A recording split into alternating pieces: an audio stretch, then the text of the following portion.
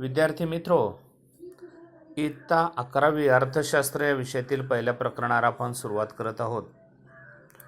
अर्थात पहिलं प्रकरण जे आहे ते अर्थशास्त्रातील काही मूलभूत संकल्पनांचा आढावा आपल्याला या प्रकरणामध्ये घ्यायचा आहे.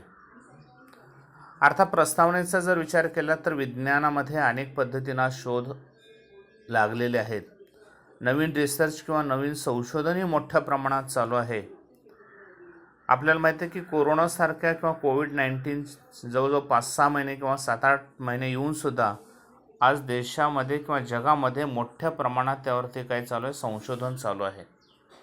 याचा अर्थ विज्ञानाच्या जोरावर अनेक शोध आणि संशोधन लागलेले आहेत आणि त्या नियमांचा किंवा त्या विज्ञानाचा ठसा पूर्ण जगावरती उमटवलेला आहे.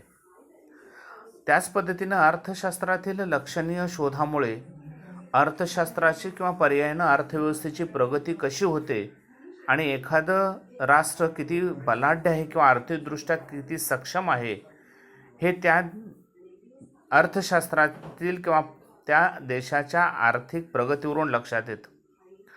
यासाठी आपल्याला शास्त्राशी जर विभागणी केली तर शास्त्राचे 2 प्रकार पडतात. एक नैसर्गिक शास्त्र आणि दुसरं सामाजिक शास्त्र. आता नैसर्गिक शास्त्र म्हणजे काय?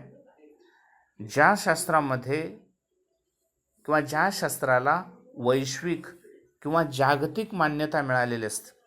शास्त्र म्हटल्यानंतर जे मांडलेले नियम आहेत, जे मांडलेली तत्त्व आहेत, या तत्त्वांना जगानं पर्यायानं वैश्विक त्याला मान्यता मिळालेली असते. आणि जे शास्त्र की आपल्याला पुन्हा पुन्हा पडताळून पाहता येतं, प्रयोगशाळेमध्ये त्यावरती आपल्याला प्रयोग करता येतात. कोणीही व्यक्ती असू दे, त्या शास्त्राचा त्याला आधार घेता येतो किंवा त्याची तुलना करता येते, तो पडताळून पाहता येतो, त्याची सत्यता पाहता येते. याचाच अर्थ एका बंदिस्त प्रयोगशाळेमध्ये त्या प्रयोगाची सत्यता पडताळून पाहता येते, त्याची टेस्ट करता येते. त्याला शास्त्र असं म्हणतात, नैसर्गिक शास्त्र असं म्हणतात. याचाच अर्थ नैसर्गिक शास्त्र की ज्या शास्त्रातील नियमांना वैश्विक किंवा जागतिक मान्यता मिळालेली असते, ज्या नियमांची सत्यता ही प्रयोगशाळेमध्ये पडताळून पाहता येते, त्या शास्त्राला नैसर्गिक शास्त्र असं म्हणतात. उदाहरणार्थ गणित 10+5 = 15. जगामध्ये कोठेही त्याची जर बेरीज केली 10+5 याचं उत्तर हे 15च येतं. व्यक्ती अशिक्षित असू दे, ज्याला आकडेमोडीचं ज्ञान आहे, ती व्यक्ती 15 हेच उत्तर देणार आहे.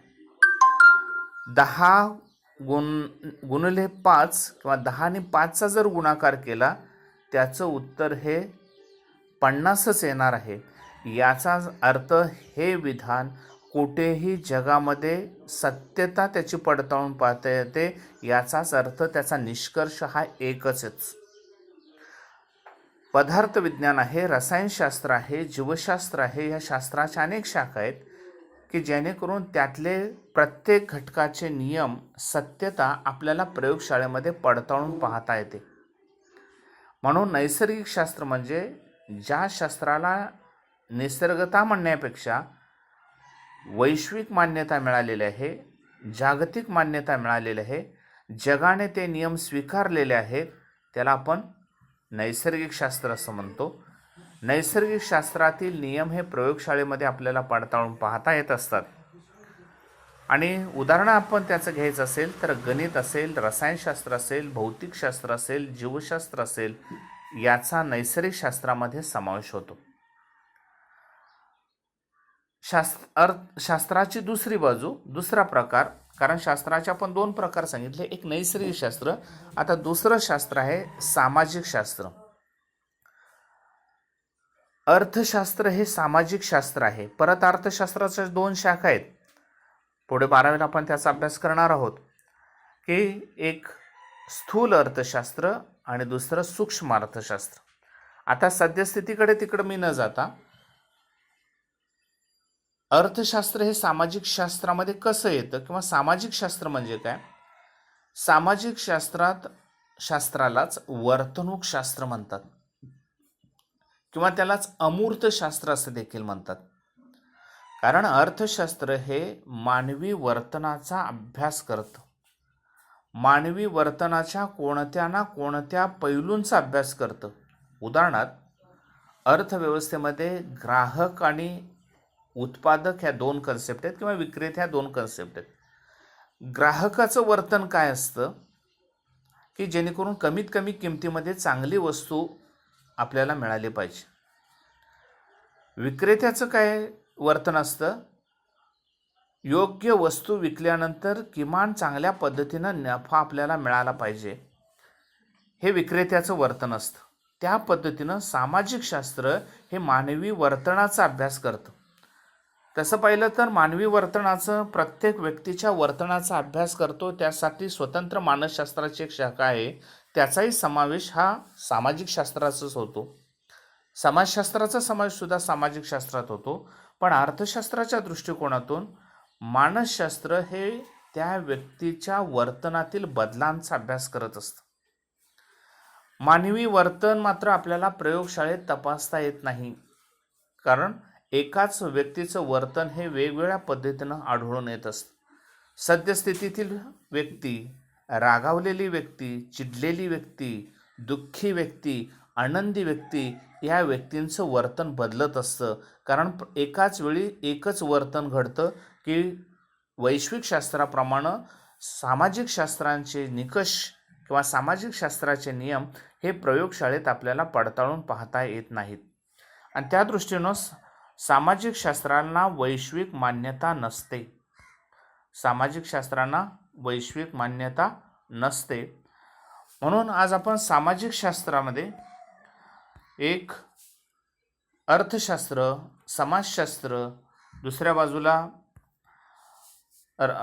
मानसशास्त्र याची उदाहरणं म्हणून आपण नोंद घेऊ शकतो. दुसऱ्या बाजूला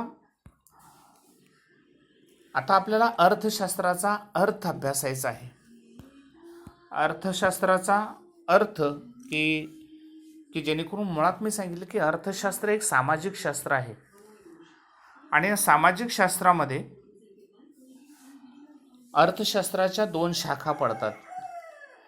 एक सूक्ष्म अर्थशास्त्र, त्यालाच आम्ही अंशलक्ष्य अर्थशास्त्र म्हणतो, आणि दुसरा अर्थ आहे स्थूल अर्थशास्त्र, त्याला मी समग्र अर्थशास्त्र म्हणतो. अर्थात अर्थशास्त्राची उत्पत्ती तुम्ही 9वीच्या पुस्तकात देखील पाठीमागे अभ्यासलेले, तरी तो शब्दप्रयोग पुढे आलेला आहे. अर्थशास्त्र की हा शब्द, त्याला इंग्रजीमध्ये आपण इकॉनॉमिक्स असं म्हणतो. इकॉनॉमिक्स हा इंग्रजी शब्द ओइकोनॉमिया या ग्रीक शब्दापासून आलेला आहे की याचा अर्थ कौटुंबिक व्यवस्थापन. कुटुंबाचं व्यवस्थापन कसं केलं जातं याचाच अर्थ जर समाजशास्त्राच्या दृष्टिकोनातून विश्लेषण केलं असतं तर कुटुंबामध्ये आकार, कुटुंबातील साक्षरता, निरक्षरता याचा अभ्यास केला असता. अर्थशास्त्रामध्ये तेच अपेक्षित आहे की कुटुंबातील रचना काय असते, कौटुंबिक आकार किती असतो, त्याचबरोबर कौटुंबिक प्रश्न कोणते असतात, त्या कौटुंबिक प्रश्नाची सोडवणूक करण्याचं काम अर्थशास्त्र करत असतं. म्हणून अर्थशास्त्र इंग्रजीमध्ये त्याला आपण इकॉनॉमिक्स म्हणतो. इकॉनॉमिक्स हा शब्द ओइकोनॉमिया या ग्रीक शब्दापासून आलेला आहे की ज्याचा अर्थ कौटुंबिक व्यवस्थापन असं म्हणतो. कुटुंबाचं जे व्यवस्थापन केलं जातं त्याला कौटुंबिक व्यवस्थापन म्हटलं जातं. पॉल सॅम्युएल्सन या तज्ज्ञानं अर्थशास्त्राचं वर्णन करताना असं विधान केलेलं आहे की सामाजिक शास्त्राची राणी म्हणून अर्थशास्त्राकडं पाहिलं जातं. सामाजिक शास्त्राची राणी म्हणून अर्थशास्त्राकडं पाहिलं जातं. याचाच अर्थ पॉल सॅम्युएल्सनच्या मते अर्थशास्त्राचं वर्णन हे सामाजिक शास्त्रांची राणी, याचाच अर्थ ज्या पद्धतीनं राजे राजवाडे किंवा राज्याच्या किंवा राजेशाहीमध्ये राणीला जेवढं महत्त्वाचं स्थान दिलेलं आहे तेवढं शास्त्र ह्या शास्त्रामध्ये अर्थशास्त्राला पॉल सॅम्युएल्सन यांनी दिलेलं आहे. अर्थशास्त्राची व्याख्या जर आपल्याला करायची असेल तर मानवी गरजा ह्या अमर्यादित असतात आणि ह्या गरजा भागवणारी साधनं मात्र मर्यादित असतात. आणि अमर्यादित गरजा आणि मर्यादित साधनं यांचा मेळ घालण्याचं काम अर्थशास्त्र करतं. याचाच अर्थ मानवाच्या गरजा ह्या कधीही पूर्ण होत नाहीत, कारण त्या असंख्य गरजा आहेत, अनंत गरजा आहेत, अमर्याद गरजा आहेत. मानवी गरजा कधीही संपत नाहीत. इव्हन अमेरिका असू दे, ब्रिटन असू दे, फ्रान्स असू दे, जर्मनी असू दे, कुठल्याही देशाच्या गरजा कधीही संपलेल्या नाहीत. कारण एक गरज संपल्यानंतर पुन्हा दुसरी गरज निर्माण होत असते आणि म्हणून ह्या गरजा ह्या पुन्हा पुन्हा पुनरुज्जीवी असतात. म्हणून मानवी गरजा ह्या असंख्य आहेत, अमर्यादित आहेत, पण त्या गरजा भागवणारी साधनं मात्र मर्यादित आहेत. आणि अशा वेळी या गरजा भागवणारी साधनं यांचा अभ्यास किंवा मेळ घालण्याचं काम करणारं शास्त्र म्हणून अर्थशास्त्राकडं पाहिलं जातं. अर्थात कौटिल्यांची एक व्याख्या दिलेली आहे. कौटिल्य हा एक तज्ज्ञ, मौर्य कालखंडातील एक महान राजकारणी, एक तत्ववेत्ता, एक अर्थशास्त्रज्ञ, एक राजकीय सल्लागार म्हणून हा कौटिल्य त्याच्या अर्थव्यवस्थेवर एक अर्थशास्त्र, प्राचीन भारतीय अर्थव्यवस्थेवर त्याने एक अर्थशास्त्र नावाचा एक ग्रंथ लिहिला, राजकीय ग्रंथ लिहिला आणि या ग्रंथामध्ये त्याने केलेली व्याख्या आपण अभ्यासतोय. अर्थशास्त्राची व्याख्या त्यानं काय केलेली आहे की अर्थ म्हणजे संपत्ती, अर्थ म्हणजे संपत्ती आणि शास्त्र म्हणजे विज्ञान. संपत्तीचे शास्त्र किंवा संपत्तीचे संपादन आणि व्यवस्थापन करणे याला त्यांनी अर्थशास्त्र असं म्हटलेलं आहे. याचाच अर्थ अर्थशास्त्राला संपत्तीचे शास्त्र का म्हटलेले आहेत, त्यासाठी त्यांनी 4 घटक महत्त्वाचे मुद्दे मांडलेले आहेत. त्या कौटिल्यांना मांडलेल्या त्या घटकांचं विश्लेषण आपण उद्याच्या विश्लेषणामध्ये करू.